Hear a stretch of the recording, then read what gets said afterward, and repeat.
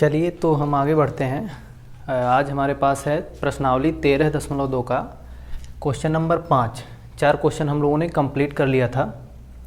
देखिए इस क्वेश्चन में कहा जा रहा है कि एक बर्तन उल्टे शंकु के आकार का है जिसकी ऊंचाई 8 सेंटीमीटर और इसके ऊपरी सिरे की जो त्रिज्या है वो 5 सेंटीमीटर है। फिर कहा जा रहा है कि यह ऊपर तक पानी से भरा हुआ है।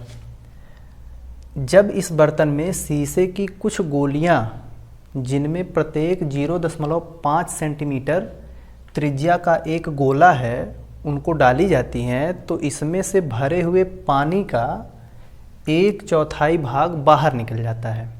यानी एक शंकुनुमा बर्तन है, उसमें क्या किया जा रहा है, पहले तो उसमें भाई पानी भरा हुआ है और जब हम शीशे की कुछ गोलियां उसमें डाल देते हैं तो उस शंकु का उसमें भरे पानी का 1/4 भाग बाहर निकल जाता है। तो आपसे पूछा जा रहा है कि बर्तन में डाली गई गोलियों की संख्या बताइए।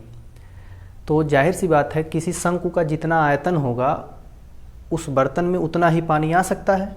तो पहले हम लोग ये कैलकुलेट करें कि शंकु का आयतन है कितना। मान लेते हैं बर्तन कुछ इस टाइप से था।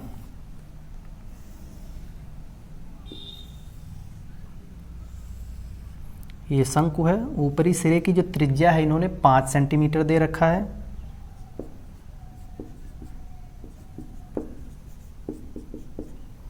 और शंकु की जो ऊंचाई है इन्होंने 8 सेंटीमीटर दे रखा है। तो चलिए भाई जितना इसका आयतन होगा उतना ही इसमें भरे पानी का आयतन होगा। तो लिख सकते हैं हम लोग बर्तन में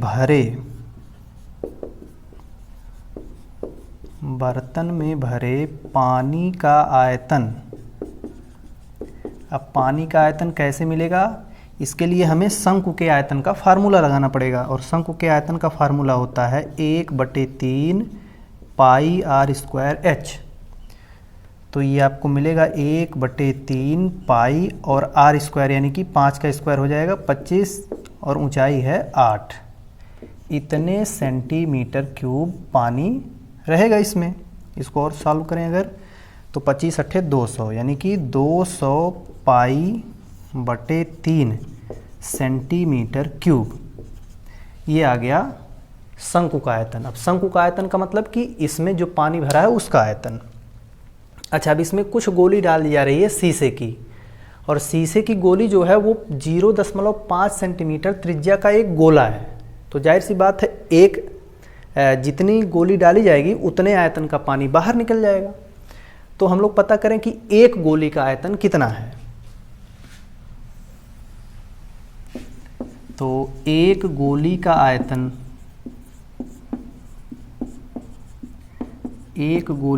अब क्योंकि वो एक गोला है तो गोले का आयतन का फार्मूला लगाएंगे 4/3 पाई r³।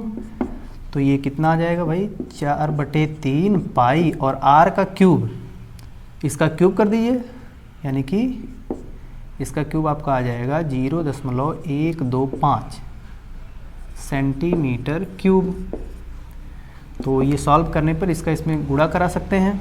तो 125 चौके ये 500 हो जाएगा। तो आएगा 0.5 पाई/3 सेंटीमीटर क्यूब। ये हो गया एक गोली का आयतन। अब इसमें कुछ गोलियां डाली जा रही हैं जिनकी हमें संख्या नहीं पता है। तो पूछा जा रहा है वही क्वेश्चन में कि आखिर कितनी गोली डाली गई थी कि इसका जो है पानी का 1/4 भाग बाहर निकल गया। तो जाहिर सी बात है हम पहले ये पता करें बाहर निकले पानी का आयतन कितना है। बाहर निकले पानी का आयतन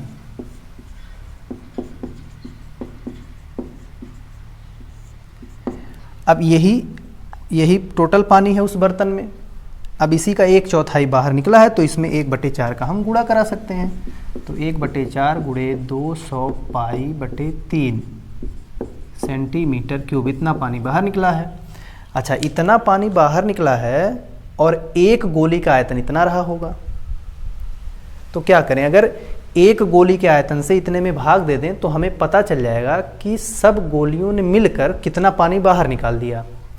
तो लिखेंगे क्या, इसलिए गोलियों की संख्या,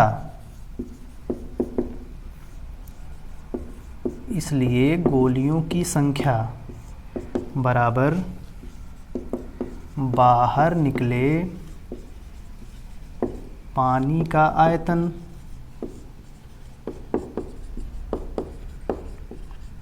और इसमें हम लोग भाग दे दें एक गोली के आयतन से, क्योंकि एक गोली का आयतन जितना होगा अपने आयतन के बराबर ही पानी वो बाहर निकाल देगा। अब यहाँ से सॉल्व कर लेते हैं। तो देखिए यहाँ से 4 कैंसिल कर सकते हैं, तो ये हो जाएगा 50 पाई बटे 3 और फिर पूरे के बटे ये आपका हो जाएगा 0.5 पाई बटे 3। ये भी सेंटीमीटर क्यूब है और ये भी सेंटीमीटर क्यूब है। तो देखिए इसमें क्या क्या कैंसिल हो जाएगा, सेंटीमीटर क्यूब कैंसिल हो जाएगा, 3 और 3 भी कैंसिल हो जाएगा, पाई और पाई भी कैंसिल हो जाएगा। अब 50 में हमें भाग देना है 0.5 से, यानी कि आधे से, तो आपका आंसर क्या आएगा 100। यानी कि उस बर्तन में 100 गोलियां डाली गई थी, जिससे कि उस शंकुनुमा बर्तन से भरा हुआ 1/4 भाग पानी बाहर निकल गया।